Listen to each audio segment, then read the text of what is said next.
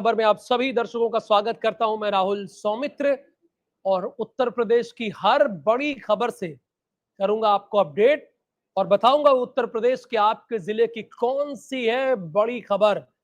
लेकिन उत्तर प्रदेश की स्थिति अभी यही है कि चारों तरफ पानी ही पानी दिख रहा है, चाहे गंगा हो, यमुना हो, गोमती हो, सभी उफान पर है। और यही वजह है कि कितनों के घर भी डूब गए हैं। आपने हाल ही में तस्वीर देखी जब पुलिस के जवान अपने घर से ही मां गंगा को अर्पित कर रहे हैं जल। आपने वो भी तस्वीरें देखी जब पुलिस अधीक्षक का कार्यालय ही पूरा डूब गया है। तो अभी प्रयागराज छोड़कर उत्तर प्रदेश, प्रयागराज में तो ये स्थिति है ही है, उसके अलावा उत्तर प्रदेश के कई इलाके जलमग्न हो गए हैं, खासकर निचले इलाके। अखंड राय हमारे साथ जुड़े हुए हैं। अखंड, मैं देख रहा हूं आपके हाथ में छाता है, क्या वहां भी लगातार बारिश, लखनऊ में, प्रदेश की राजधानी में भी? जी राहुल, हालात बहुत खराब हैं। 42 जिलों में बारिश हो रही है और सबसे बड़ी बात है, अगर राजधानी की बात की जाए तो राजधानी में 50 घंटे से ज्यादा का वक्त बीत चुका और लगातार बारिश हो रही है। लगातार का मतलब 1 मिनट की भी रुकावट नहीं है और लगातार बारिश होती चली जा रही है। आप देख रहे हैं कि राजधानी की मुख्य सड़कें हैं, अब मुख्य सड़कों का हाल देखिए, यहाँ पर जल भराव की स्थिति कैसी है। चाहे इधर की सड़क हो चाहे इधर की सड़क हो, किसी भी सड़क को अगर आप ध्यान से देखेंगे तो चारों तरफ केवल और केवल आपको जलभराव दिखेगा। बड़े बड़े गड्ढे हैं और इन गड्ढों में चलने के लिए लोग मजबूर हैं। हालात इतने खराब हैं कि इन गड्ढों में सोच समझ करके लोग चलने के लिए मजबूर हैं। 50 घंटे से ज्यादा का वक्त बीत चुका है। राजधानी लखनऊ का कोई भी इलाका ऐसा नहीं होगा जहां पर इस तरीके से जलभराव की स्थिति ना हो। कोई भी वीवीआईपी इलाके की बात की जाए तो वहां पर ये स्थितियां लगातार बनी हुई हैं। और मैं इस वक्त गोमती नगर एक्सटेंशन के पास खड़ा हूं, ठीक मेरे बगल में शहीद पथ है। जस्ट शहीद पथ के बगल का ये हाल है और लखनऊ डेवलपमेंट अथॉरिटी क्या ये पूरा का पूरा इलाका है, वहां पर अगर इस तरीके के हालात बने हुए हैं कि सड़कों पर पानी लगा हुआ है। नगर निगम का क्षेत्र है लेकिन यहाँ पर जो नालियां हैं वो पूरी तरीके से ओवरफ्लो हो रही हैं, सड़कों पर पानी लगातार भरा हुआ है। 42 जिलों में लगातार बारिश की बातें आ रही है और ऐसे 17 जिले हैं जहां पर बाढ़ प्रभावित है। प्रयागराज, बनारस में हालात कुछ ऐसे हो चुके हैं राहुल कि वहां पर नदियां उफान मार रही हैं। सीएम योगी ने एक बैठक की और उस बैठक में कई निर्णय लिए हैं। राहत और बचाव कार्य को देखते हुए तमाम अधिकारियों को निर्देशित किया। कल एक देर शाम एक बैठक हुई थी, तमाम उसमें फैसले हुए और सबसे बड़ी बात थी कि जिस तरीके से बाढ़ ने कहर मचाया हुआ है पूरे उत्तर प्रदेश में, उन्होंने मंत्रियों को लगाया कि आप लोग वहां पर कैंपिंग करिए और राहत और बचाव कार्य की पूरी तरीके से जो भी जरूरत हो सके उसको पूरा करिए। एक और खबर महत्वपूर्ण है राहुल, आपको बता दें कि सीएम योगी ने 8 से 10 तारीख तक 3 दिनों के लिए महिलाओं को बस सेवाएं मुफ्त देने का ऐलान किया है। 3 दिनों तक महिलाओं को मुफ्त बस सेवा मिलेगी, जिसमें जो महिलाएं हैं वो कहीं भी सफर कर सकती है पूरे उत्तर प्रदेश में, उनसे किसी भी प्रकार का कोई चार्ज नहीं लिया जाएगा।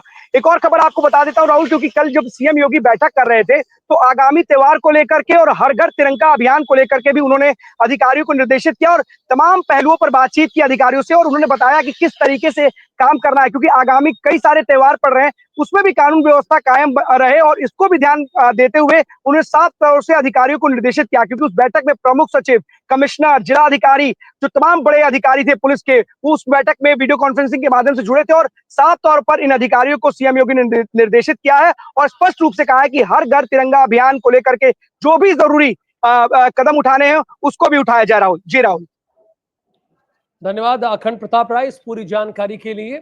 यानी महिलाओं के लिए 3 दिनों तक रक्षाबंधन के पावन पर्व पर रोडवेज की जो बसें हैं वो पूरी तरह से मुफ्त रहेंगी। हमारे साथ इंद्रवीर जुड़े हुए हैं, बांके बिहारी के दर्शन करने पहुंचे हुए हैं, यानी मथुरा वृंदावन पहुंचे हुए हैं, लेकिन फिर भी उनकी नजर रायबरेली की खबरों पर है, वहां से भी नजर बना के रखे हुए प्रभु की नगरी में भी मौजूद है। क्या खबर है इंद्रवीर, आपके रायबरेली से कहां एनकाउंटर हो गया? जी राहुल, देखिए बता दें आपको कि रायबरेली की अगर बात करें तो जैसे आपने बताया, मैं इस समय बांके बिहारी की नगरी में हूँ, मथुरा वृंदावन और मथुरा में, और ये मेरा सौभाग्य है और मैं यहाँ पे हूँ। लेकिन फिर भी मैं रायबरेली की खबरों पे नजर बना। जैसे अभी हमारे कल अखंड लखनऊ से संवाददाता हमारे जो है जानकारी दे रहे थे कि यूपी में लगभग 43 जिलों में बाढ़ के आसार लगभग बाढ़ के आसार, जैसे प्रयागराज हो गया, कल वीडियो भी वायरल होता। तो एक तो पहली संक्षिप्त में खबर बता दूं कि रायबरेली में भी लगातार 3 दिनों से लगातार बारिश हो रही है और बारिश के कारण आज डीएम हर्षिता माथुर ने वहां पे 1 से लेकर 12 तक के स्कूलों को सभी को बंद करने के निर्देश दिए और नजरें बनाई हुई है। बैठक पे बैठक चल रही है, जो जिला प्रशासन का अपना अमला है, उनका अधिकारियों का, वो जो है लगातार बैठक कर रहा है और समस्याओं को कैसे समाधान हो उसके लिए चर्चाएं हो रही है और उनका समाधान किया जा रहा है। कहीं पेड़ गिर रहे हैं, कहीं आंधी आ रही है, कहीं बाढ़ है और कहीं पे एक ऐसी तस्वीर आई है जहां पे बाजार में जो है नाव चलती नजर आ रही है। तो ऐसे कई सारे नजारे इस बाढ़ में, इस बरसात में 3 दिनों से लगातार देखने को मिल रहे हैं, जो कि जीवन अस्त व्यस्त है लगभग हर जिलों का। दूसरी अगर बात करें तो आज रायबरेली के थाना चीनो क्षेत्र में 1 जुलाई 2025 को एक एक मर्डर हुआ था, जिसमें जो है व्यवसायी का जो है 10 लाख रुपए की एक शिनाख्त हुई थी कि 10 लाख रुपए लेके आया है गल्ला व्यवसायी और उसमें जो है शिनाख्त होते हुए रायबरेली पुलिस और एसओजी सर्विलांस की टीम ने जो है नजर बनाई हुई थी। ये जब तक नहीं खुली, इसमें कई राजनीतिक दल अलग अलग अटकलें और अलग अलग अपनी दुश्मनियों के नजारे जो है एसपी रायबरेली और रायबरेली पुलिस के सामने पेश करते रहे लोग कि इसी में दुश्मनी निभा लिया जाए और गलत आदमी जेल चला जाए। कई लगभग जो है अगर बात करें तो इसमें लखनऊ की भी टीम है, आईजी रेंज की स्पेशल टीम है, रायबरेली पुलिस की स्पेशल टीम है और एसओजी सर्विलांस लगातार बनी हुई थी 1 महीने से। लेकिन अटकलों के बीच में IBC 24 SP Raebareli doctor Yashbir Singh से जब बात हुई बीते दिनों, तो उन्होंने बताया कि अभी दिल से फीलिंग नहीं आ रही कि वो अपराधी जो एक व्यक्ति है जिसका नाम नहीं लूंगा मैं, ये अपराधी है या नहीं एग्जैक्टली ये कहना अभी मुश्किल है, लेकिन कुछ दिनों में रिजल्ट बेहतर होगा। आज उसका एसपी रायबरेली ने बेहतर रिजल्ट दिया है। वो आखिर ना जाकर के जो वाकई में उसका अपराधी था जिसने गोली चलाई 10 लाख रुपए की बदौलत ये हत्या हुई थी, जिसमें पत्नी को 2 गोली मारी गई थी और पति को जो है ऑन द स्पॉट डेथ हो गई थी। लेकिन एम्स डॉक्टर की बदौलत पत्नी जो है सुरक्षित घर पहुंची और पत्नी ने भी जो छुटपुट लड़ाइयां होती थी घर में, मोहल्ले में, गांव में, उसकी बदौलत कई सारे संदिग्ध को पत्नी ने भी अपनी जो है इशारे किए। लेकिन फिलहाल रायबरेली पुलिस और खासकर एसपी रायबरेली ने अपनी जो सच्ची आवाज थी उनके दिल की, या उनके जो घटनाकारी तरह से जिन लोगों ने मतलब कोई फर्जी जेल न जाए उसको लेकर अभियान चलाया और 1 महीने बाद कामयाबी मिली। कल रात एडिशनल एसपी के उसमें नेतृत्व में एक मुठभेड़ हुई। उस मुठभेड़ में एक अपराधी जो है मारा गया, 3 उसके साथी फिलहाल मौके से फरार हुए हैं, लेकिन उसके दोनों पैरों में गोली लगी है और इलाज कराया जा रहा है। ये बहुत बड़ी घटना थी जिसको लेकर गल्ला व्यवसायी की जब हत्या हुई थी तो उसमें जो है कई सारे राजनीतिक अटकलें और राजनीतिक जो लोग हैं वो अपनी अपनी रोटियां सेकने में लगे हुए थे। लेकिन रायबरेली पुलिस ने जिस तरह संजीदापन दिखाया इसमें, उस तरीके कहीं ना कहीं एक अच्छी घटना जो अच्छे उसको लेकर के एक अच्छे मुकाम तक पहुंचाया रायबरेली पुलिस ने। यह बेहतर है कि जो जिसने घटना करी उसी को कहीं ना कहीं जो इनकाउंटर होते हैं, कई सारी अटकलें लगाई जाती है कि गलत आदमी फंसा दिया गया पुलिस द्वारा, जल्दी घटना को खारिज खोलने के चक्कर में कुछ और हो जाता है, पुलिस अपनी वाहवाही में कुछ और कर देती है। लेकिन यहाँ पे एक करेक्ट आदमी को आज कल बीती रात हाफ इनकाउंटर में रायबरेली पुलिस ने ढेर किया है। जी राहुल। बिल्कुल, और होना भी ऐसा चाहिए भाई। इसमें क्या खाना पूर्ति क्यों करना है? आपके यहाँ तो एसपी कार्य कर रहे हैं, लेकिन ज्ञानेंद्र के यहाँ पता है अगर एसपी चाहे तो कैसे कार्य करें। अगर उन्हें करना भी हो, अलर्ट होना भी हो, उनका ऑफिस ही जलमग्न है। जरा सावन वो तस्वीरें प्ले कीजिए, दिखाइए दर्शकों को कि एसपी ऑफिस ही पूरा डूब चुका है, जलमग्न हो गया। जरा प्ले कीजिए वो तस्वीरें, जरा दिखाइए।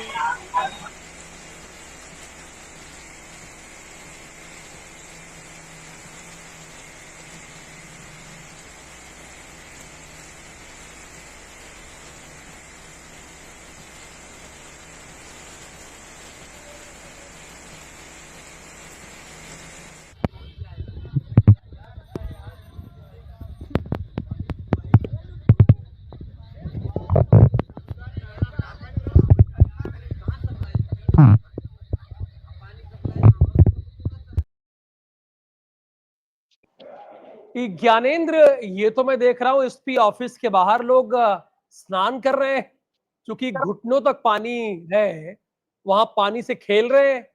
ये स्थिति एसपी ऑफिस की है। बिल्कुल राहुल, देखिए 2 तस्वीरें थी और एक तस्वीर थी थाना मानधाता की और एक तस्वीर थी प्रतापगढ़ के सुपरिटेंडेंट ऑफ पुलिस, पुलिस अधीक्षक का जो है ऑफिस भी कह सकते हैं। दोनों तस्वीरों में अंतर ये है कि वहां थाने के पास भी कमर तक पानी है और पुलिस अधीक्षक के ऑफिस के पास भी मेरी 5 फुट 3 इंच 4 इंच के आसपास मेरी लंबाई है, तो मैं ये कहूंगा कि मेरे यहाँ कमर से थोड़ा ऊपर तक वहां पे पानी है। अब थोड़ा-सा मैं डिटेल में जाऊँगा, इसलिए जाऊँगा क्योंकि बहुत ही महत्वपूर्ण है। कल का भी दिन पानी से जगमग रहा क्योंकि कल संडे था, ठीक है, कोई बात नहीं। कल संडे था, पानी भर गया, कोई दिक्कत नहीं। लेकिन आज का दिन मोस्ट इम्पोर्टेंट था, आज मंडे था और जो फरियादी आते हैं अपनी फरियाद को लेकर के, क्योंकि प्रतापगढ़ का क्षेत्रफल काफ़ी बड़े में है। कोई कुंडा, कोई पट्टी, कोई देवसरा 60-60, 70-70 किलोमीटर से चल के आते हैं कि हम उच्च अधिकारियों के पास आवाज़ उठाएँगे तो मेरी आवाज़, लेकिन जब पुलिस अधीक्षक का ही ऑफिस पूरे पानी से जलमग्न हो तो कहने की क्या जरूरत है। 2022 में सतपाल अंतिल ने जब चार्ज संभाला था, तो जब पहली बरसात हुई तो उन्होंने देखा कि उनके ऑफिस के अंदर तक पानी चला जाता है। उन्होंने पहले अपने ऑफिस को रिपेयर करवाया, पूरी की पूरी के दफ्तर को उन्होंने चेंजेस करवाए, नाले बनवाए, सीवर प्लांट्स उन्होंने लगवाए, मोटर्स लगवाया उन्होंने। वो 3 साल यहाँ पे रहे, उन्होंने पुलिस के रंगरूप को पूरी तरीके से चेंजेस किया, लेकिन फिर से ये देखने को मिल रहा है कि जो चेंजेस किए गए थे वो केवल धरे के धरे रह गए। जो नए कप्तान रहे हैं उन्होंने कोई भी चेंजेस को यूज करने के लिए उचित नहीं समझा। आप देख रहे होंगे जहां ये बोर्ड लगा है पुलिस अधीक्षक का ऑफिस, पहले यहाँ नाला नहीं था, उन्होंने वहां पे नाले बनवाए और सोचिए वो नाले ब्लॉक हो चुके। उन्होंने ऐसा नाला बनवाया था कि आगे जो कचहरी है, कचहरी के बगल से ये पूरा का पूरा पानी निकल सके। वो हर एक चीजों को पॉइंट ऑफ व्यू करते थे सतपाल अंतिल, लेकिन इन सीधी सी बात ये है कि इनका पॉइंट ऑफ व्यू कहीं नहीं रहता। सीधी से पूरा देखने को मिला कि कमर तक पानी है। 3 दिनों से लगातार बरसात हो रही है। शनिवार के शाम से स्टार्ट हुई है बरसात, तकरीबन 3:30 से 4 बजे के आसपास। मैं अपने आवास पे ही हूँ, अभी भी बरसात हो ही रही है।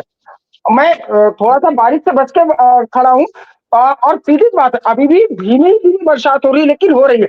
पहले तो पुलिस अधीक्षक का और खास तौर पे अगर मैं इसमें लापरवाही, मैं पुलिस अधीक्षक को सीधे नहीं कह सकता, सीधी सीधी लापरवाही मैं कहूंगा तो आरआई की लापरवाही। फायर के जो कर्मचारी होते हैं उनको एक तरीके से दायित्व सौंपा जाता है, वो उनकी लापरवाही हम कहेंगे। और दूसरी चीज, नगर पालिका की सबसे बड़ी लापरवाही कहेंगे, पुलिस अधीक्षक का जो है ऑफिस जलमग्न हो जाना। दूसरा, पलटन बाजार जो हब कहा जाता है प्रतापगढ़ का, मार्केटिंग का हब कहा जाता है प्रतापगढ़, वहां पे घुटनों के ऊपर जो है पानी आ जाना और सारे घरों में पानी घुस जाना। ये प्रतापगढ़ की नगर पालिका है, ये प्रतापगढ़ का सरकारी दफ्तर है। साफ तौर पर पूरा दर्शा रहा है कि किस तरीके से प्रतापगढ़ में प्रशासनिक अमला चलता है, प्रतापगढ़ में किस तरीके से नगर पालिका चलती है। रोड बदहाल हो चुके हैं। अब दूसरी बात करते हैं, देखिए गंगा मैया अपने ही प्रतापगढ़ से टच होकर के निकलती है, कुंडा काला काकर होते हुए। वहां की भी ऐसी ही व्यवस्थाएं हैं। प्रशासनिक अमला कोई भी ध्यान देने को नहीं चाहे। एक चीज अच्छी बात ये कहेंगे कि काला काकर राजघराना है, आप भी बहुत अच्छी तरीके से जानते हैं। राजकुमारी रत्ना सिंह का वहां पे कोठी है और जिस तरीके से उन्होंने थोड़ा सा रंगरूप वहां पे बनवाया है, उसकी वजह से थोड़ा सा वहां पे गंगा मैया का पानी नहीं आ पा रहा है ऊपर।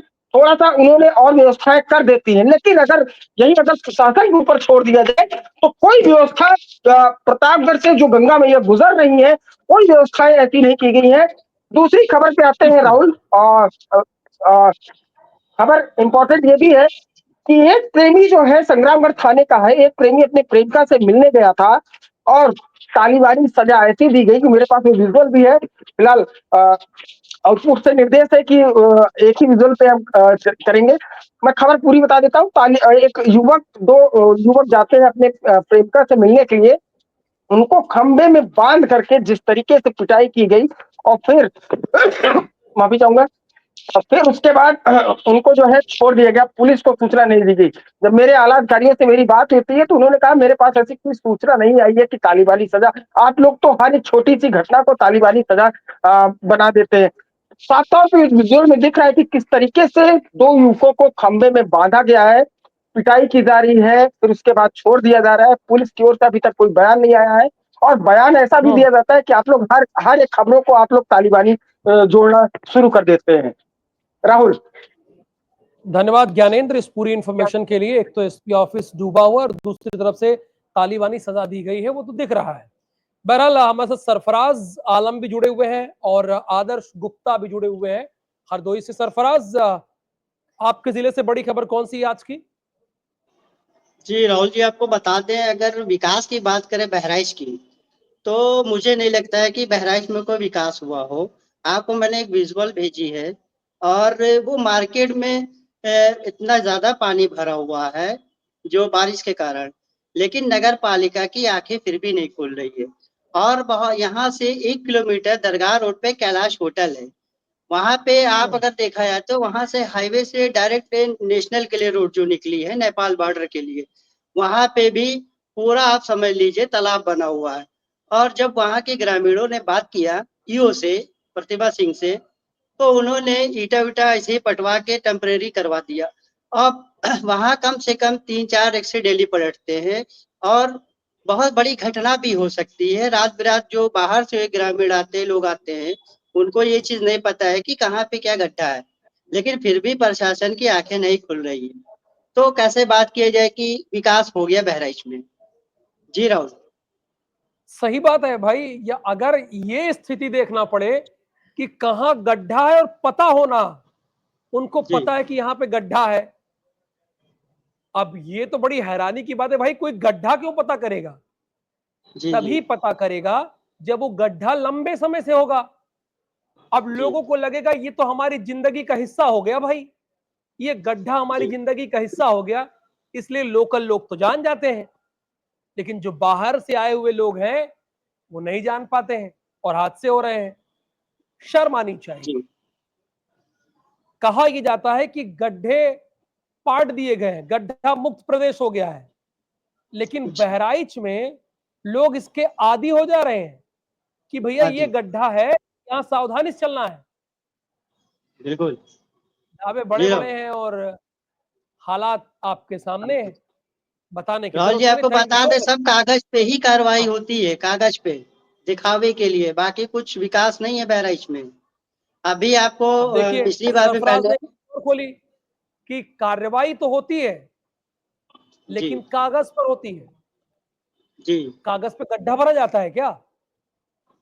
जी अब बताइए, अगर कागज पे गड्ढा भरना हो तो हम लोग तो पूरे भारत की सड़कों को गड्ढा मुक्त कर दें। हमारे रिपोर्टर में वो बिल्कुल दम है कि पूरे भारत की सड़क को गड्ढा मुक्त कर दें। अगर कागज में ही करना है तो बिल्कुल लगेगा 4 दिन 5 दिन कर देंगे।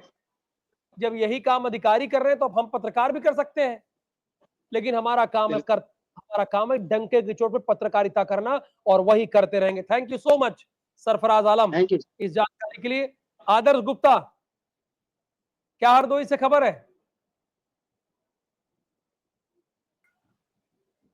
राहुल जी, आज हम आपको बताना चाहेंगे कि हरदोई जनपद में जो सावन का त्योहार है वो तो जाने वाला है, लेकिन आगे आने वाले जो त्योहार है जैसे जन्माष्टमी है या रक्षाबंधन है, यहाँ पर जो अभी खाद्य प्रशासन आंखें बंद किए बैठा हुआ है। और कुछ जो दुकानें हैं, आप बताएं, 60 लीटर दूध बिक रहा है, लेकिन यहाँ पर जो मिठाई है 200 रुपए किलो बिक रही है। और खाद्य विभाग अभी उसकी किसी तरह की कोई जांच नहीं कर रहा है, और ना किसी प्रकार की भी कोई तैयारी में लगा हुआ है। लेकिन जब यहाँ पर कोई घटना हो जाएगी उसके बाद खाद्य विभाग जरूर चेतेगा, और या तो उसको कहीं रुपए की जुगाड़ कर लेनी होती है, तो रुपए को लेन देन को लेकर वो वहां पर पहुंचता है। लेकिन यहाँ पर भी कई ऐसी दुकानें हैं जहां पर मिलावटी दूध मिठाई बिक रही है। और रक्षाबंधन का त्योहार एक पवित्र त्योहार है, वहां पर कहीं ना कहीं देखा जाए कि मिठाई खाने से बच्चे बीमार भी हो जाते हैं। और जो मिलावटी मिठाइयों का जो है भंडार चालू हो रहा है। और बिलग्राम में अगर बात करें, बिलग्राम चौराहे पर कुछ मिठाइयां ऐसी हैं जो बदबूदार बिक रही हैं, लेकिन प्रशासन अभी उस तरफ ध्यान नहीं दे रहा है। जी राहुल। देखिए, प्रशासन ध्यान तब देगा जब उसको नीचे से कुछ मिल जाएगा, अंडर टेबल। ये जी जी। काम तो उनका साल भर का है, लेकिन ये सहूलियत के हिसाब से कार्रवाई करते हैं। सही बात है, 60 रुपए किलो दूध है, 200 रुपए किलो में मिठाई कैसे मिल सकती है भाई? जरूर कुछ गड़बड़ झाला है, लोगों की तबीयत खराब होगी, जी जी। मिलावट है। मिलावटी खोए का इस्तेमाल किया जाता है ना? मिलावटी खोए का जी, इस्तेमाल राहुल किया जी, जाएगा तभी तो ये लोग बनाएंगे। सर एक बार और हम आपको बताना चाहें कि जो मिठाई, ये जो खाद्य के अधिकारी हैं, साल भर तो दिखाई नहीं पड़ेंगे, लेकिन जब कोई वारदात या घटना हो जाएगी तो वो दुकानों पर जाएंगे, थोड़ी खाना पूर्ति जरूर कर देंगे, उसके बाद थोड़ी हल्की हल्की कार्रवाई कर देंगे और पल्ला झाड़ लेंगे। लेकिन इनको चाहिए कि अभी समय त्योहार चल रहा है, त्योहार पर जाकर सभी दुकान को चेक करें और दुकान उन पर कहीं अगर कोई मिलावटी सामान तो उस पर कार्रवाई भी करें। लेकिन वो अभी कहीं कुछ ऐसा दिखाई नहीं दे रहा है, लेकिन दुकानदार धड़ल्ले से मिलावटी मिठाई को बेच रहे हैं। ठीक है, बहुत धन्यवाद आपका आदर्श इस पूरी जानकारी के लिए, और 12 बजे 12 खबर देखने के लिए हमारे दर्शकों के बहुत बहुत धन्यवाद। नमस्कार।